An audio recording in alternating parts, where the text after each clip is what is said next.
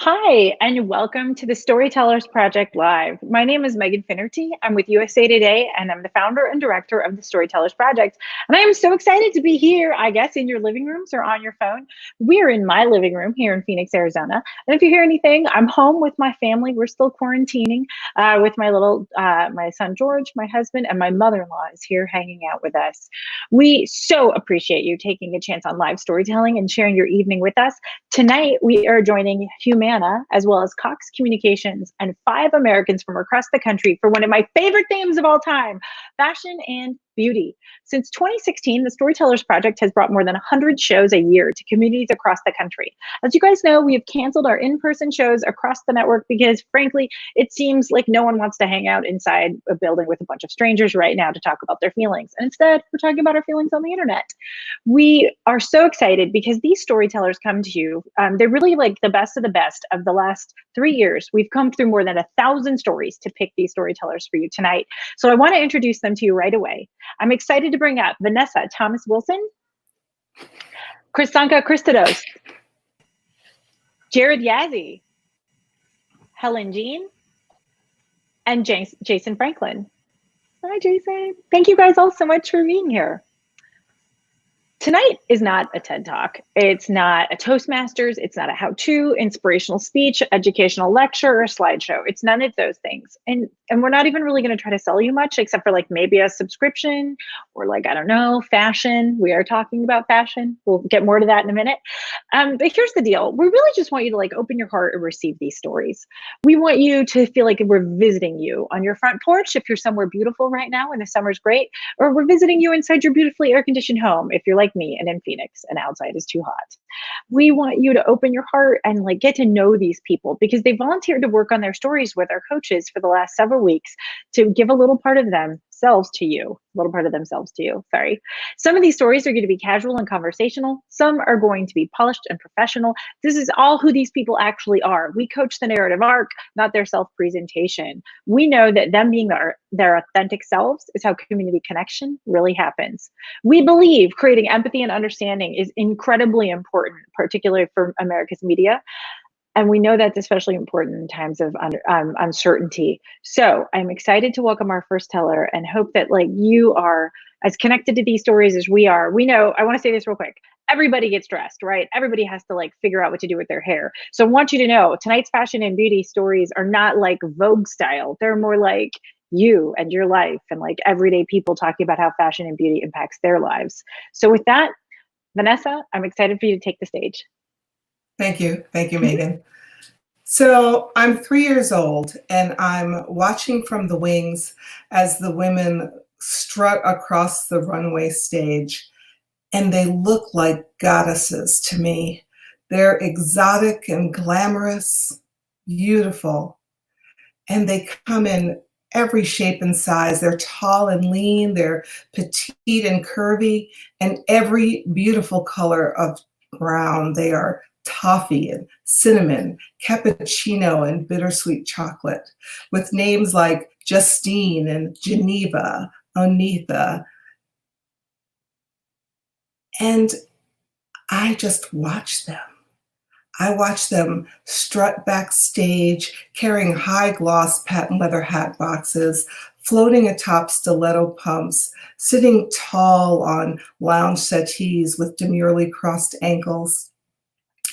These models move with the grace and finesse of classical dancers of Bali and India. And this is what beautiful women are to me. Those images filled my childhood. I grew up in Brooklyn, New York in the 60s, and my mother and grandmother owned a business called Barbara Crystal Studios. My grandmother Nancy designed and sewed the clothes, and my mother Barbara the hats. So imagine spring collections of jewel tone linen suits with print silk blouses and coordinated hats in fine Italian straw. They had a troupe of models that they trained in the etiquette of the day, how to walk the runway and pivot and pose and sit with grace. My earliest memories, I'm in a chiffon dress replete with crinoline slip, satin sash at my waist, lace-trimmed anklet socks, patent leather Mary Janes, and I'm reaching my gloved hand into the basket to select the door prize winner. My mother and grandmother are backstage with their hair done and their eyeliner and eyebrows on point, full-hipped and proud, drilling the models before a show. And those images were further enhanced in the 60s when "Want to Wazuri" Black pride grew. Just imagine those glistening halos of perfectly shaped afros worn atop these empresses in bright African print dashikis. But as I grew older and started spending more time out of the cocoon of my family, leaving my neighborhood to go across town for school, I spent 12 years with schoolmates who didn't have the same appreciation for this beauty, who would say things to me like, "Why is the hair on your arm normal, but the hair on your head isn't?" I once asked my mother to afro my hair, and she set it on tight curling rods and picked it out. And when I went to school the next day, my classmates said, "Was a chicken set loose in your hair? And don't you know better than to stick your finger in the electric socket?" They would tease me about having a wide nose, the same girls that a few years later would return from spring break with the telltale post-surgical nose Band-Aid. I was invited to their homes and to their parties, but never really welcomed with open arms.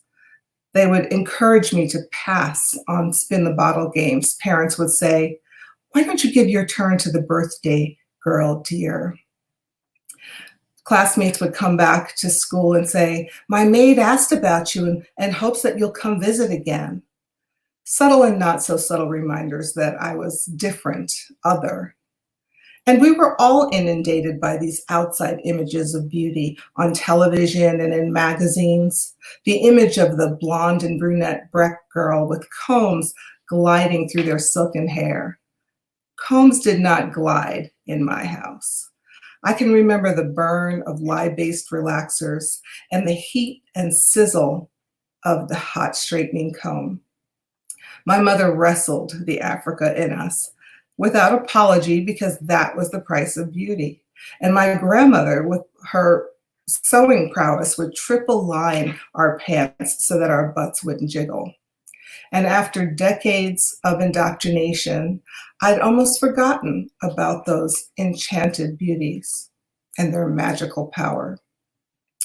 Until the day I saw her. She was strutting down Manhattan's Broadway and 71st Street, dressed for black tie with a strapless, full-length black velvet gown, white satin across her broad brown shoulders.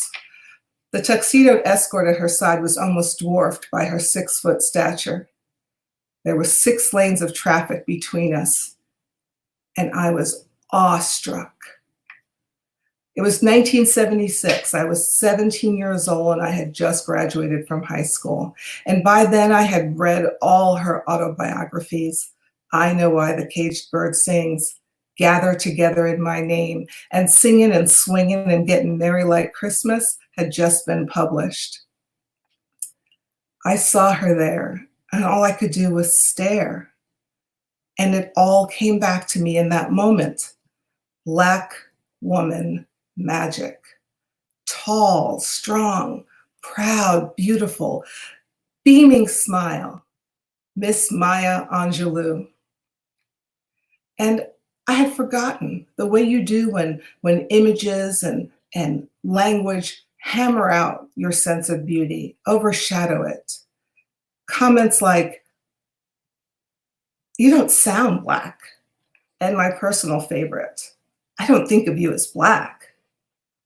Well, then what do you see? Am I invisible? But then we always wonder, where that magic comes from.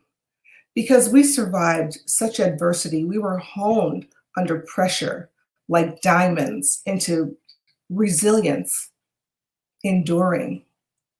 And sometimes I think maybe that magic evokes fear in others, having no better explanation for some of the experiences we share. But we persist and we survive. Now, I didn't run across the street and chase Miss Angelou down because I'm a New Yorker. That's just not cool. Years later, I took our daughters to see her at Gannage Auditorium out here in Arizona, and I was reminded yet again of what changed the day that I remembered. I remembered to embrace my own beauty. I remember to love everything about me, because it's like I saw from behind the curtain again in that moment, the way you do if you look at those pictures that have hidden images. Once you decipher the magic, you cannot unsee it.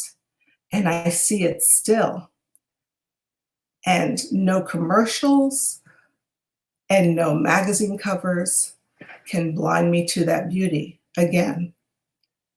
Thank you. Oh, Vanessa, thank you so, so much for your story. I can't imagine a moment like that, to see yourself reflected in another person's beauty. That's such a beautiful idea. Thank you. Thanks, Vanessa. Thanks for your story. Awesome. Now is the time in our show where we thank our sponsors, Humana, because they stayed with us while we converted to this all virtual season. And we really appreciate it because their resources help us bring you this live journalism. They're sponsoring the Storytellers Project nationally because they believe sharing stories makes for healthier people and healthier communities. And they know that right now more than ever, we need to feel more connected to each other and to our health. Well, the coronavirus situation is obviously changing just like minute to minute. Humana remains committed to health, safety, and well-being of the people and the communities it serves. And they have a ton of information on their website about how they're trying to keep you emotionally safe and physically healthy. So go to humana.com if you want to learn more, whether you're a member of Humana or not. They really do have so many tips about ways to, like, you can do good for yourself and for others. They want to keep you connected to better health and to your community. So thanks so much, Humana, for keeping us connected tonight. I'm excited to welcome up our second storyteller, Chanka Christodos. Chanka is here to tell a story. Hi, Chanka. Chanka is here to tell a story that I don't want to be too weird about it, but I feel like most women watching can relate on some level, if for no other reason than those NADS commercials I lived for when I was little. I was so fascinated. So Chanka, take it away. Thank you, Megan. I used to have this friend named Frida. We were very close. In fact, we were one and the same. But there came a time where I thought Frida was holding me back. And as I speak to you today, I am free of Frida, but she's also not too far away. That's because Frida is my unibrow. The unibrow. A beauty faux pas if there ever was one. When I was younger, when I was little, my eyebrows didn't bug me too much. I was an adorable little girl, but then puberty hit, and then middle school happened, and then I wasn't so adorable anymore. I was hairy and awkward.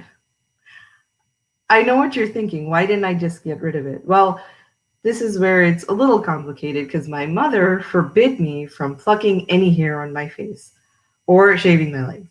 She'd say, listen, I had hair on my legs and I had a unibrow, but one day it just went away, and that'll be the same thing for you.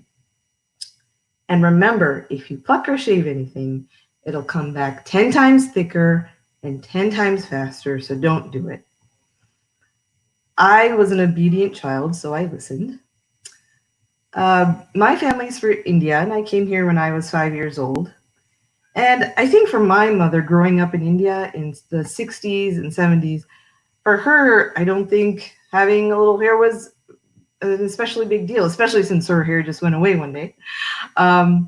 And I asked her recently why she was so adamant that I not do anything about my facial hair. And she said, well, if you really looked that bad with your hair, I would have done something about it. But I didn't want to do anything unnecessary to your body. And really, you didn't look as bad as you thought you did. And of course, that's really nice to hear from your parents. They loved me as I was. But then again, I was a brown teenager growing up in the Midwest, and I just wanted to fit in a little bit. And my friend Frida was like, I love you, and I'm in it to win it with you, young lady. In high school, I would frequent Barnes & Noble. And one day I came across this coffee table book of women painters. And on the front cover was this very colorful painting of a woman with a unibrow and a lady mustache. I made a beeline for that book. And I remember holding it in my hands and thinking, well, hello, best friend. You're like me. And of course, I found out a little bit more about that self-portrait. It was by the famous Mexican painter, Frida Kahlo. And of course, she's not just her unibrow. Frida Kahlo is a very revolutionary person, just ahead of her time, and did some really cool, she was just a very cool person. And I thought, well, if she has a unibrow and is doing all these cool things, surely I can rock my unibrow a bit. But I think the need to fit in probably beat out that need to be a revolutionary badass a little bit. And so I had a plan.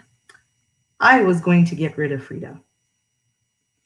And it was going to happen the day before I left for college. My best friend was going to do it. We had hung out most of the day, and I had to be home by 9:30 that night, and it was 9 o'clock. And my friend was going to use the waxing solution called NADS, which was advertised a lot back then. It was this brown, sugary substance. You heated it up in the microwave, you used a small stick to apply it, and then you ripped it off. So my friend started waxing my eyebrows, and it burned and it hurt.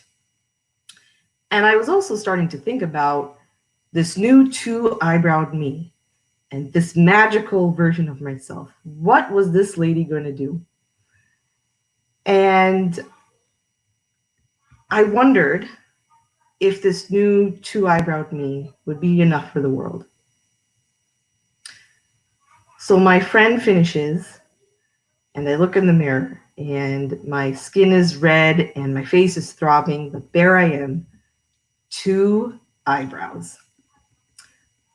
I managed to get home by 10 o'clock, and I avoided my parents by telling them I was doing some last-minute packing. And on the way to college the next day, on the way there, moving into my dorm room, I avoided showing them what I had done to my face by wearing a bandana very low on my forehead.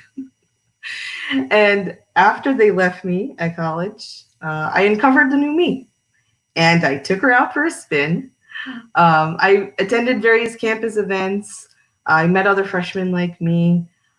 It was really exhilarating, and it was a great feeling because no one knew about Frida. But then I realized something about waxing facial hair, and that is hair grows back. So several weeks in, Frida came back with a vengeance. And eventually I did get the concept from some of my friends that you can go to a salon and pay for this. And so I did. And so for the rest of college and until today, I've been able to keep Frida at bay. Now, did I do magical, wonderful things after I had two eyebrows? I mean, not exactly. I was still awkward, especially around guys. I had no idea what I wanted to do for a career in college. And there was the rest of my body to be insecure about. But at that time, I was happy that I made a decision for myself that helped me feel good about myself. But I also realize now that I don't think it was Frida that was holding me back, because recently I saw some pictures of myself from high school and in my full unibrow glory. And I look at myself and I think there was nothing wrong with me at all. I'm just in awe of how beautiful I truly was. And I don't see any imperfections. I see just a very beautiful young girl. And, I had a lot of admiration for Frida Kahlo, the painter, love and admiration for her. My parents had a lot of love and admiration for me. Unfortunately, I wasn't able to give it to myself back then, but I do now. And I try to do that every day too. I'm 37 years old, and I have a soon-to-be 5-year-old daughter. And she has a little Frida unibrow all her own. And of course, as a mother, I mean, I wouldn't change her for the world. She is beautiful just the way she is. But you bet your ass, once puberty rolls around, I'll be waiting with a lot of love, patience, and empathy, and a bucket of wax and a razor, just in case and if she is ready. Thank you. Chanka, thank you so much for your story. I so appreciate you like just keeping it real and having such a good sense of humor about something like so many of us, right? Like so many of us are thinking about all the time, men and women, I know. Yes, that's true. Awesome. No, it was fun to tell it. Thank you so much. Is your mom watching? Does she know? I told her about it. I told both my parents. They're both watching. Hi. Awesome. Thank you so much. Yeah, thank you. Thanks. I remember I was like 13 when my mom was like, lay down, we're gonna separate your eyebrows. What are you gonna do? So, ladies and gentlemen, I'm so excited to thank tonight's second sponsor. Cox Communications normally sponsors the Storytellers Project down in Lafayette, Louisiana. So we'd like to say thank you to our friend down there, David Duckant. Thank you so much for supporting the Storytellers Project in our sister newsroom at the Advertiser. But unfortunately, you guys know we're just virtual right now. So Cox is staying with us here on the internet because they know that keeping you connected, not just with like high-speed internet, but with like all the ways that you need to reach your family and your loved ones is more important now than ever. Cox has ways, if you go to their website, to make sure that you can maximize your bandwidth and your speed and everything else you need. I've looked it up. It's very, very helpful because they know that like it's not as much fun to FaceTime if you're like breaking up the whole time, or it's really hard to like get the gist of how things are going with your mom if you can't quite hear because it all sounds garbly. So Cox wants to make sure that when you're using your computer or any of your other devices, that you stay connected quickly and easily. So thank you so much, Cox, for keeping us connected tonight. Awesome. I am super excited to welcome up our next storyteller. Before I do it, just a second, do you guys see my awesome bracelet? I wanted to point out fashion and beauty is so important to me. It's why I got into journalism, which I know might sound weird, but stay with me. And tonight I'm wearing a bracelet from my mentor, Liz Warren. This was handed down to her from her grandmother, and she gave it to me. And so I'm wearing it. It's Navajo, it's beautiful, and it's more than 100 years old. And so tonight I'm wearing it to honor my legacy of mentors in storytelling, because fashion, as we know, fashion and accessories, they tell a story. It's not just us telling a story about our fashion and accessories. Okay, thanks, Liz. Thanks, Liz's grandma. I am excited to welcome up our next storyteller. Jared Yazzie is the designer of OXDX, and he is here to talk to us about his life as a fashion designer who kind of lives in two worlds, brings them together in streetwear. Jared, thanks so much for being here tonight. Hey, it's good to be here. Yate, she Jared Yazzie Nishin, and she hand the Torchini Bashin Kiani Edashe Tohan and the as protocol, I've introduced myself in Navajo. It's a simple way for Navajos to greet each other and to understand, to know where your family comes from. And it's always protocol to do that. And I want to break down the clans a little bit so you can understand me as a person and also understand my work as an Indigenous fashion designer.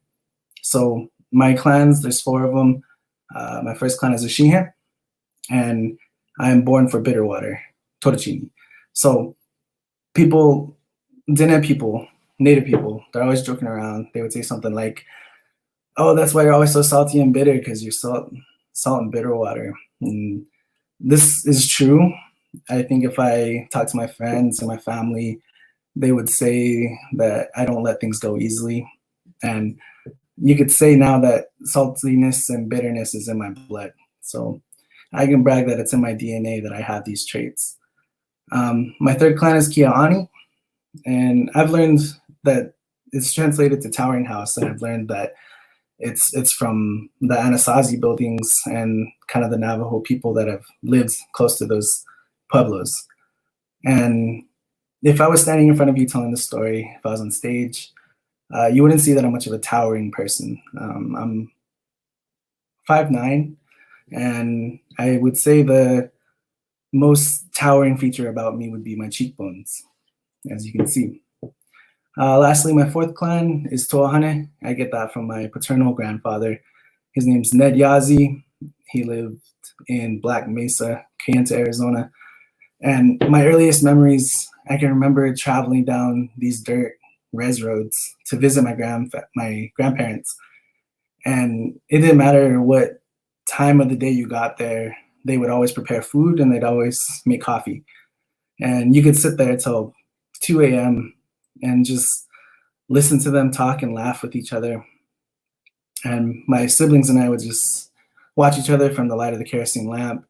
We'd warm each other next to the wood stove, and we just listened to their conversations. But that was sort of a privilege because we had this barrier. I only speak English. My grandparents, they only speak Navajo, both sides of my family. So I can hear these conversations and not really understand what's happening. But I had enough tools and resources to gather a few words. So I can say yate when I see them, and that would mean hello. I could say hagone when I'm leaving, meaning goodbye.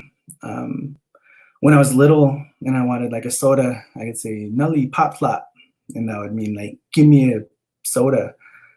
And then if they wanted like beige, if they wanted a beige, I knew that they wanted a knife, so I'd run over and get it. And they'd be like, "Ahiya, namaste," and that was my nickname. And I didn't realize I was a grown man till I knew that namaste meant potato, and my grandpa was calling me chubby. And I knew these things from just watching and learning, and I developed some kind of understanding. My grandma was always moving about. She was preparing food and working. She was really frigid with her hands. I remember her running over miles of weird land to herd sheep. And mind you, she was well into maybe her 80s at this point. And I remember her just wearing long tiered skirts, buttoned up blouses all the way to the neck, and her hair up in a bun. And oftentimes she would just have these hands that were soft but also inviting. And those are the same hands that I'd see her stir dying fire. She'd just reach into the fire, stir it up with her hands to keep it from dying. She would flip tortillas right off the stove. I tried that before and I couldn't handle it. And she'd also just be covered in blood sometimes with her hands and her arms covered in blood when she was butchering and skinning and just preparing food for the family. But that was my loving grandma. She was a rad lady, and I'm very proud that her clan survives within me. So these clans have survived like generations of colonization. And it's really a miracle that I have the opportunity to sit here and talk to you. I feel like it's a miracle that I exist because of everything that's happened. And it really speaks to the resiliency of Native people. And it's taken me years to be comfortable with kind of saying my title, but I am proud to say that I am a fashion designer and artist. But even more proud, I am an Indigenous fashion designer and artist. And that matters to me because my work can do so much in correcting the misrepresentation of Native people, because there is so much that exists today. And I founded my clothing company in 2009 from a dorm room at the University of Arizona. I remember sitting in classrooms and just felt like I couldn't speak loud enough. I felt overlooked and that I didn't have a voice. I felt overwhelmed from it, and I felt salty, and I felt bitterness again in my blood. And sometimes it felt like we were speaking different languages, and I needed to find a way to communicate. I took to clothing design to tell more stories about Native people and to speak on Native issues. I wanted my clothing to be conversation starters. I wanted them to be statements, and I wanted it to be a shift in mindset to the popular opinion. I named my company OXDX. That's an acronym for the word overdose. And overdose was a word I used to describe the world operating around me. Everything felt overconsumed and selfish. Everyone was hustling and bustling. Everyone was trying to get ahead, seemed too focused on the wrong things. And they were, in fact, overdosed on the ingredients that society tells us that we need to survive. And whenever I watch this hustle and bustle, I can't help but think of my grandma. I couldn't help but to think about how she was doing, if the sheep were okay, if she had enough firewood. And I remember my younger days when my whole family would travel back to Kayenta and go back for harvest season. So it was my grandparents looked over this huge cornfield, and we would spend 3 days as a family picking and cooking and just gathering as people. We could literally drive a truck down the rows of corn, throw corn in it until it was filled up, and do that over and over again. There was so much corn there. And my grandpa, who was limited in his mobility, you would often see him walking with a cane. But even more often, you could see him using the tractor as his res-built wheelchair, just cruising around, getting to the places he needed to go. He would often angle the front end loader up, and we would throw corn in there like we were playing basketball. And then at the end of the day, he would literally scoop us up, give us a ride back to the house. And I remember those times, and it felt like such a simple way of living. My grandparents lived from the land to exist. And I was sitting in a classroom, spending thousands of dollars trying to be validated by systems that worked to erase me. And again, I felt saltiness. And again, I felt bitterness. And it boiled in my blood. And I couldn't justify staying at university that much longer. It was only months later that I lost my scholarships, and then I eventually flunked out. And at that point, I took fully to art and dedicated myself to OXDX. And when I say dedicated myself, I mean I had a really broke and low-ended existence trying to fund my business. And I was really blind to the fact of how much money and time it would take to run this thing. I was a cashier at Family Dollar. I did that for years while also living on my brother's couch. My brother's friend had a screen printing press in his garage, and I would learn how to screen print from him. And I did that for years, just making paycheck to paycheck. And once receiving the paychecks, running to the other side of Phoenix, grabbing a bunch of blank tees, screen printing my designs, and trying to sell them to as many people as I could. I tried to get to the farthest places I could get, even though it was expensive. I often put myself in the position where I had to make money from these sales to make it back home. But I really lived for that kind of risk. The design to really impact my career was a simple text shirt. It was printed in white and yellow, big bold letters that read, "Native Americans discovered Columbus." I call this my Columbus tee, and it was a call of a correction of a historical lie that we are all taught as kids, that Columbus sailed the ocean blue in 1492 and discovered America. And me and my friends all knew that that was a lie. We knew that Columbus was a lost man at sea, and that indigenous people saved his life, and that he brought nothing to them but death and disease and genocide. The tea sparked many conversations, and some of them were good and some of them were bad.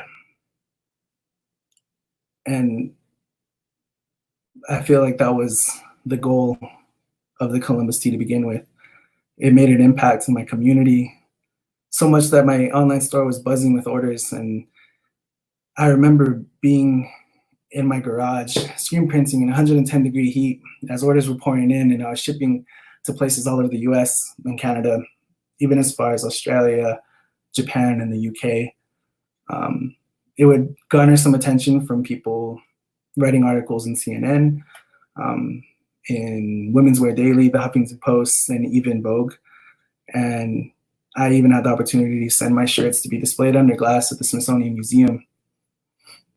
Now, the first time I told this story, I was at the Phoenix Art Museum, and just that same month, I was praising the city of Phoenix for unanimously voting to change Columbus Day to celebrate Indigenous Peoples Day.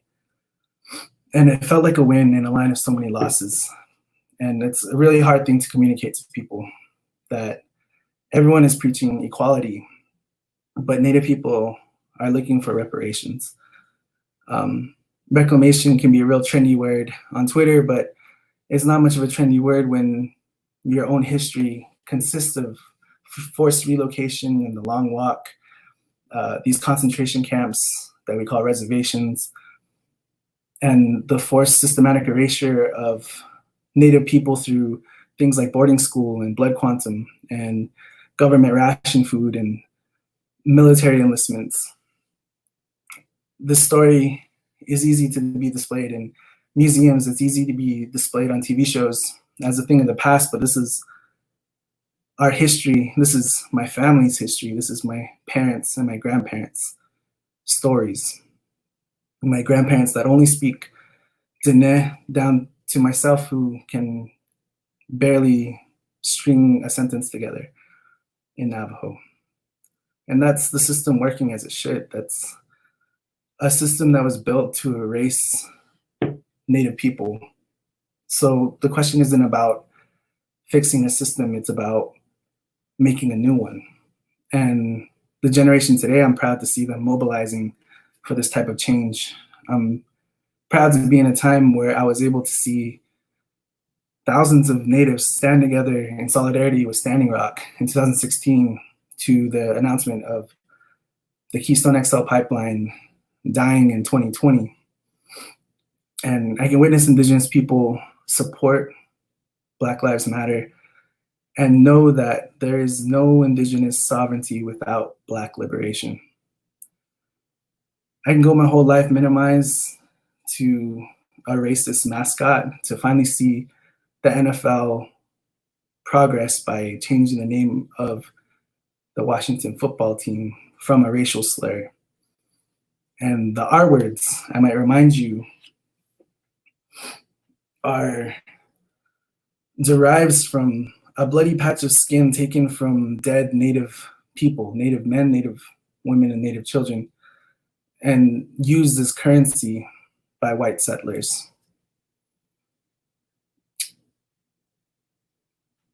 Since college, I've created designs to demand representation for Native people and to amplify Native voices. And my work was a bridge to communication to those that never understood the hardships of being an Indigenous person.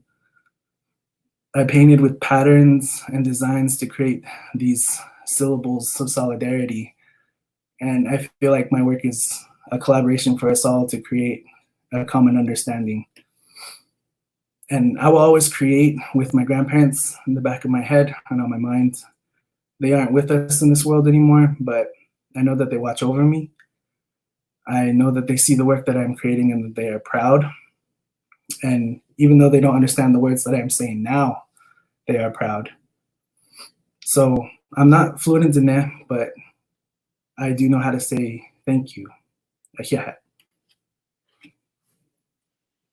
Jared, thank you so much for your story. Thank you for your designs. Thank you for being such a vibrant part of the Phoenix arts community. And thank you for introducing us to your grandparents, like especially your grandmother. I could picture her so much as you were telling us about her.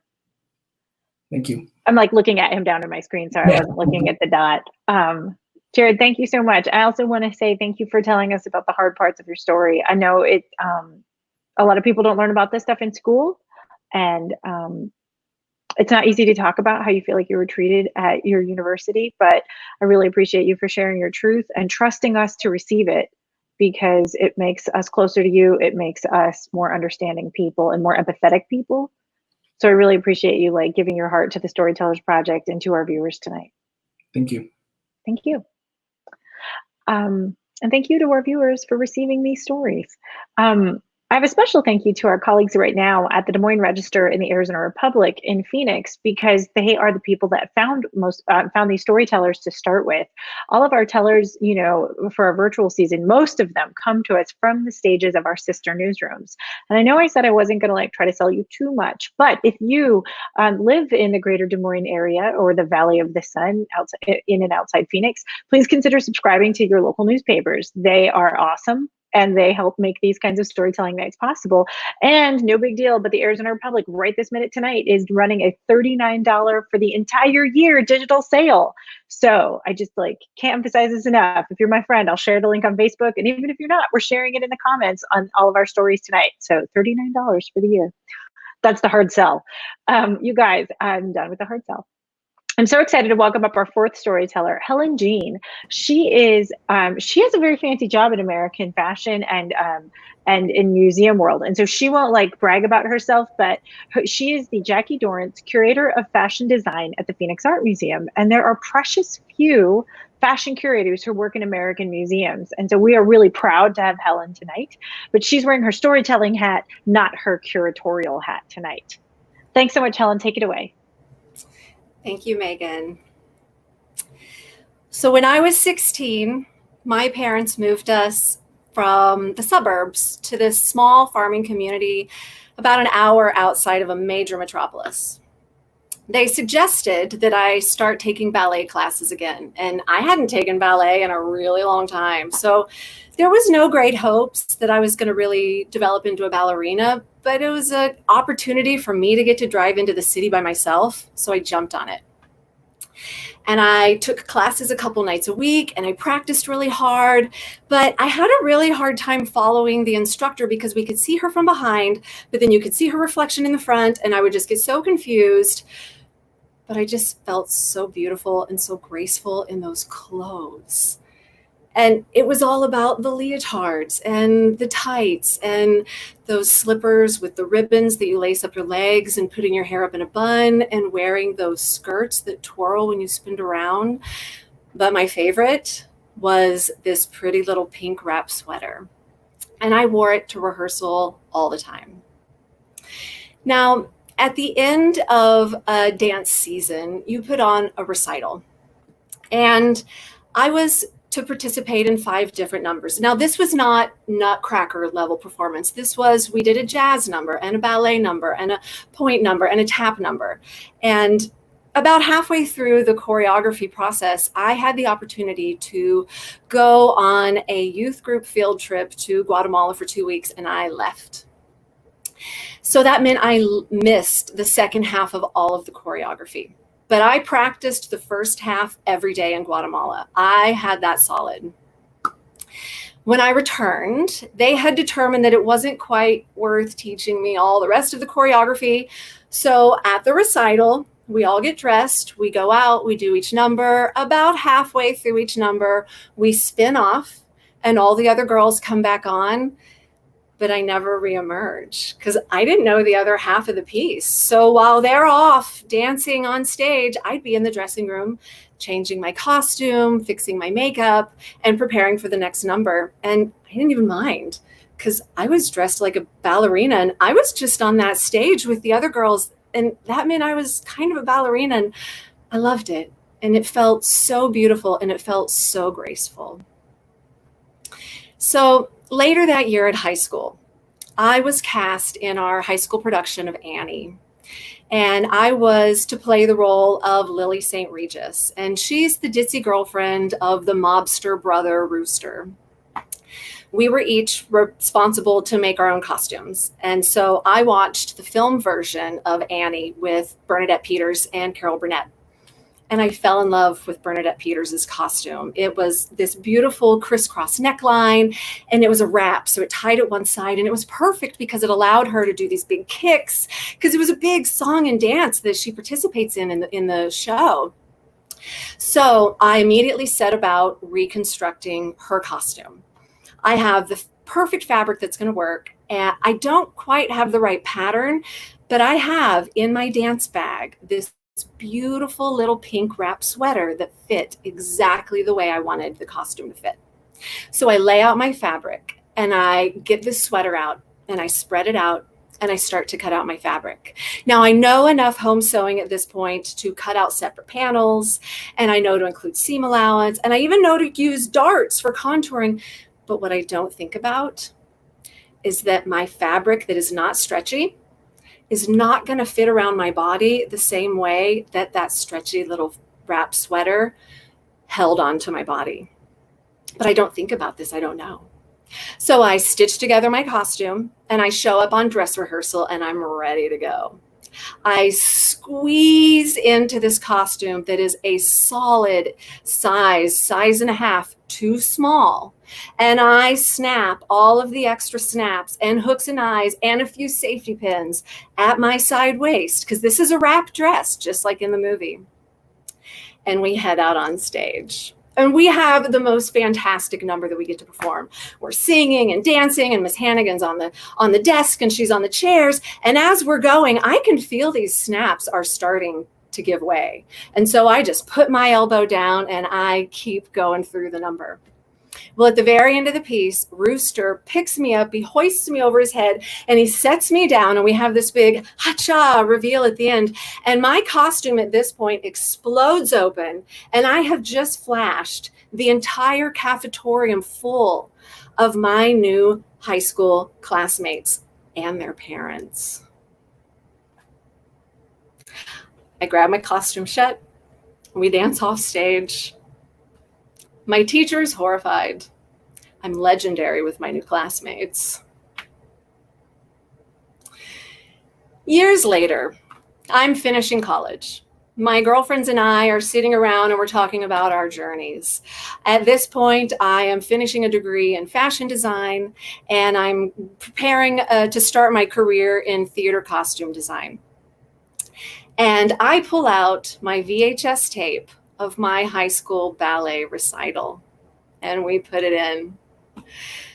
And I had no idea that I was that bad. It was awful. And as my friends are rolling on the floor, just dying at how uncoordinated and clumsy I look, all I can remember is feeling like the most graceful ballerina on that stage. Because see, that's the power of clothing. It can make you feel so beautiful and so graceful, even if the world tells you otherwise. Clothing allows us to experiment with our identities. I still have in my closet that sweet little pink wrap sweater and that costume that failed me so spectacularly, because they are really important and humble reminders of where I came from and the different identities I tried along the way. Clothing gives us opportunities to escape our reality and explore our fantasies. But please never forget the importance of stretch. Thank you so much. Oh my gosh, Helen! It's funny because it's true, right? It's true. Awesome. Thank you. So I do have a question for you. Do you have any costumes in the collection that you think had their own like stretch experience? Do we have like preserved costumes that have like had a hard life before they made it to the museum? All clothing experiences, challenges, but certainly we have clothing that tells incredible stories of the people that wore them and incredible technologies that created them. So please check out our website at phxart.org. Right. We put it in the chat. Thanks, Helen. I appreciate you. Thank you. So also, our museum is closed. A lot of the museums in Arizona, they're trying to help slow the spread, but they are doing very cool virtual tours. So we put some of Helen's work in the chat. If you want your own little virtual tour, we're happy to share her work with you. We'd like to close our show with Jason Franklin. He's the founder of Sportique. Hi, Jason. Hey, Megan, how are you? I'm excited. I want you guys to know Jason's repping his brand. And as a special thank you to you guys for watching tonight, we're putting a little link in our comments. And he's offering everyone here this evening 20% off all of his stuff. And so we're really excited about that because it's super generous of you. So Jason, without further ado, take it away. Thank you. It's tough to follow up the amazing speakers that came before me, but I'll try my best. My story begins in the early 90s at my grandmother's knit shop in Chicago.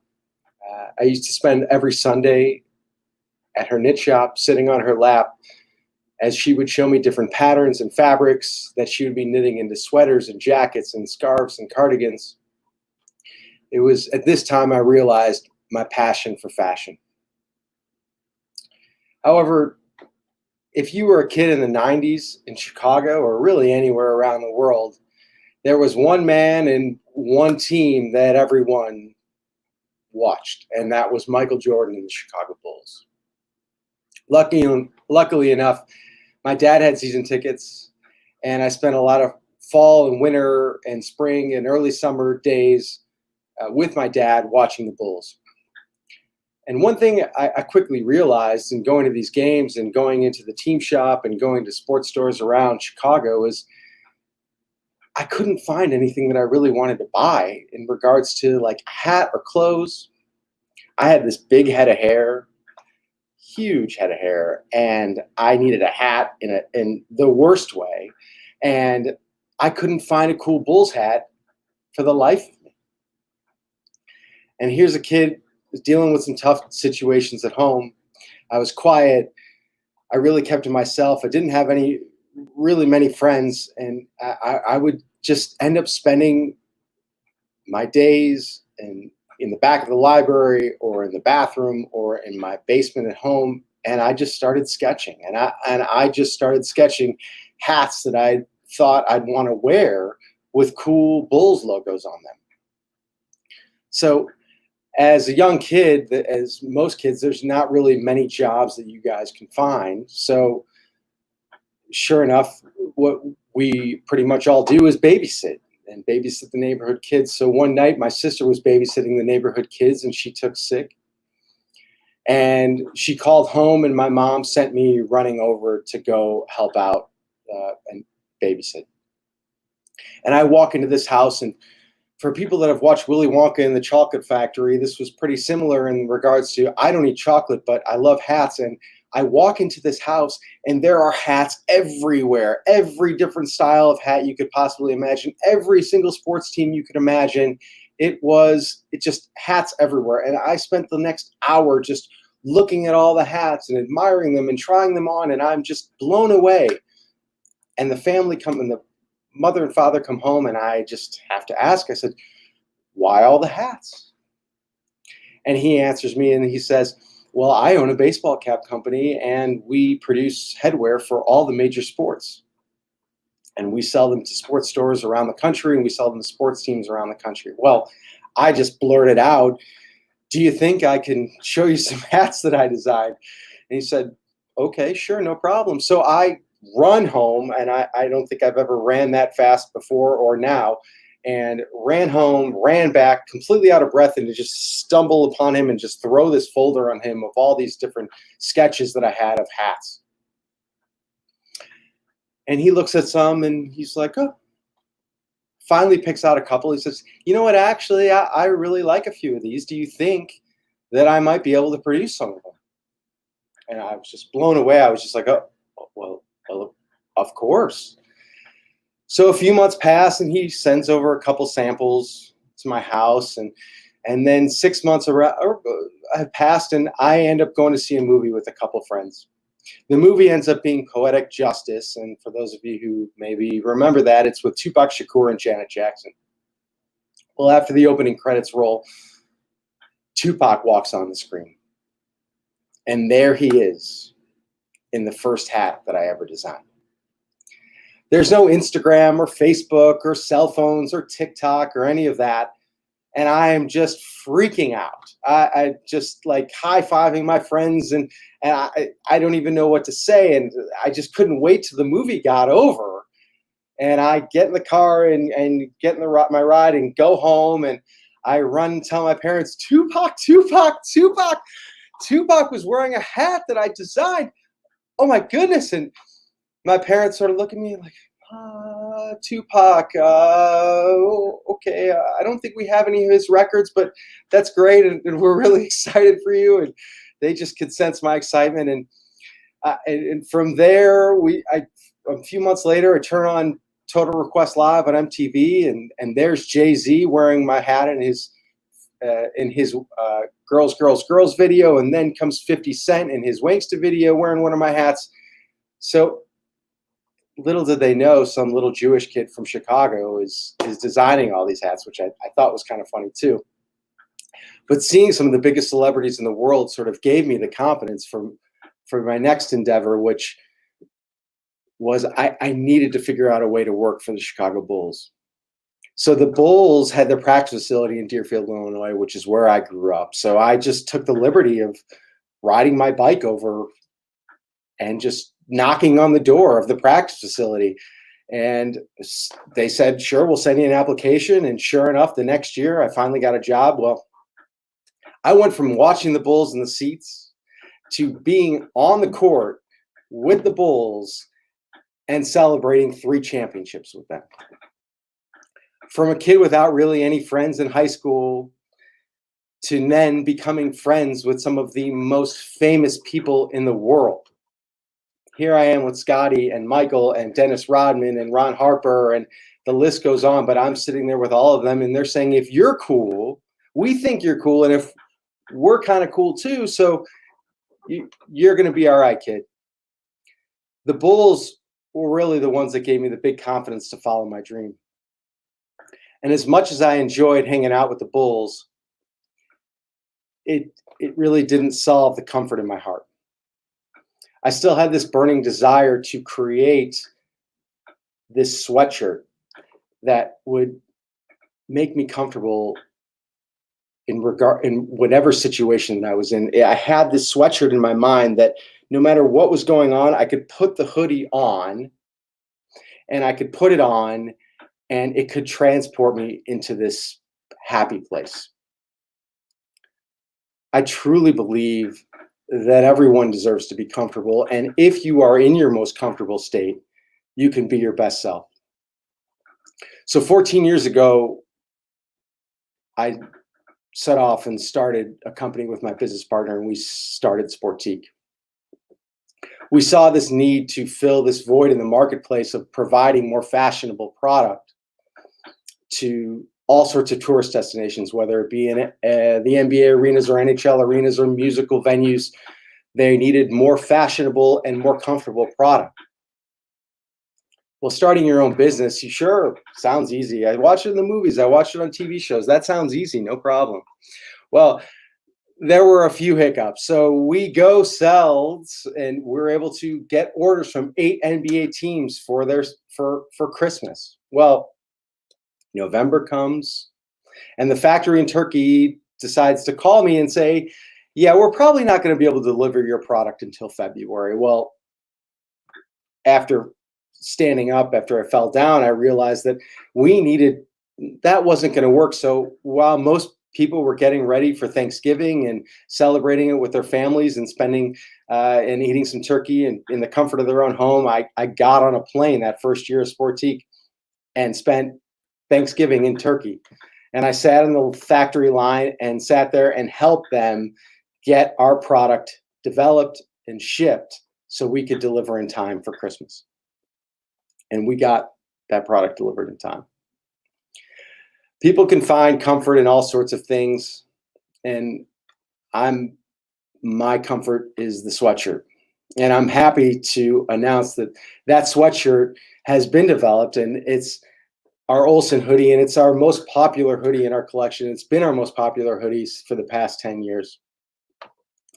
And I'm also happy to say that Sportique has helped comfort over 4 million people. And I wanted to share this opportunity with you. As Megan announced, we're going to give 20% off on our website on Storytellers 20. And Alessandra and Athena, my 3-year-old and a 1-year-old that are home watching right now, it's time for you to go to bed. Papa loves you. And Athena, I will come home and 2 stories and 2 songs, and then it's time for night nights. That's it.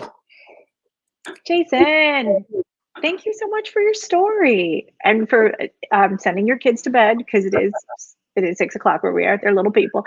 Yeah. Jason, thank you so much. I also want to make a tiny bit of fun of you, because he was just kind of like, no big deal. The Bulls were great to hang out with. They really gave me a lot of confidence. It's another Storytellers, I think. I'm going to book you. We're booked, buddy. Oh my gosh. But I do appreciate that. That's like my childhood fantasy. Jason and I grew up like not that far away from each other, but we were about the same age, and we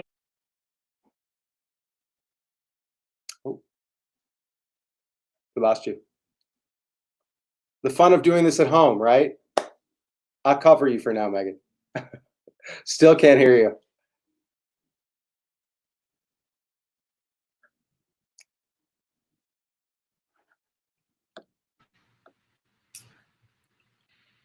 There we go. Okay. Oh, sorry, Jason. All right, we're bringing up everybody to say thank you. Thank you, guys. Sorry about my internet, or my headphones. Thank you so much for being part of tonight's show. Awesome. And we would like to thank you so much for watching. We really appreciate you sharing your Thursday night with us. So, bye, everyone. We'll be back in a couple of weeks. We always do these every 2 weeks. We want to say you can find us on Facebook, on YouTube, and our website, storytellersproject.com. Thank you so much for opening your heart and receiving these stories. We hope you have a great weekend.